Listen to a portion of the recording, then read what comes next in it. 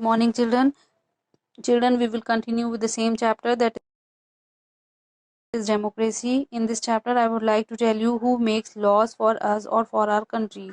Children, in an absolute monarchy or dictatorship where the king or queen or the dictator is the lawmaker or makes laws for the people, whereas in the democracy, it is the people who make laws for themselves. It may be directly or indirectly by the people. In our country, it is the parliament constituted by representative of the people makes laws for us. Similarly, the state assembly make laws for the states. Now I would like to tell you the true meaning of democracy in the wider sense. Children, democracy is not just a form of government alone. It is also a form of society and a form of economy. So there should be a democratic society and economic democracy to make it really meaningful. Only then we can call it complete democracy. Now, what is democratic society? See, when people enjoy the right to elect and remove their rulers, it is political democracy. But the social life of the people can still be filled with the various forms of injustice. A democratic government becomes meaningful only if the society is democratic. In other words, there should be no discrimination of any kind of democratic society. Evils like caste system untouchability spoil the democratic structure of the society. So, all men and women should be treated equally. No one should enjoy more privileges than others on the basis of religion, caste, race, or place of birth. Thus, a truly democratic government is possible only with a democratically organized society.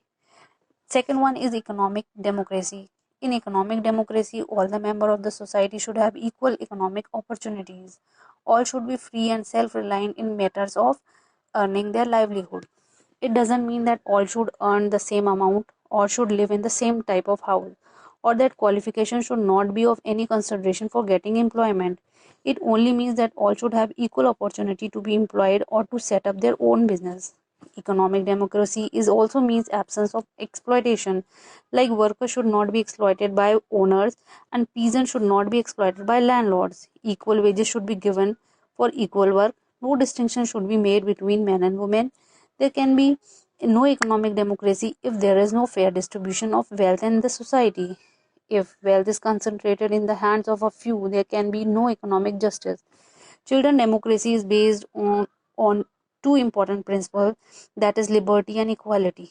Individual freedom and equal opportunity are necessary conditions for a democracy to be successful.